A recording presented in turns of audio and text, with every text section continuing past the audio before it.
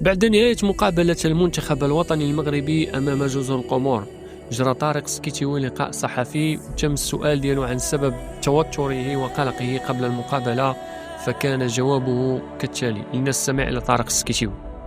تأخر المنتخب ماذا جرى قبل المباراة؟ لماذا تأخر المنتخب المغربي؟ بكل أمانة كابتن طارق. آه يعني تعذبنا. شفتك على أعصابك بكل أمانة، شفتك على أعصابك. تعذبنا كثير. ما نقدر نقول لك هو اننا ما دخلنا فقط يعني بضع دقائق قبل التسخينات، حتى لو سبيتش ما قدرناش اننا نديروه. لكن قدر الله ما شاء فعل. مدى صحة بعض التصاريح التي لم تجهز؟ خبر صحيح أم خاطئ؟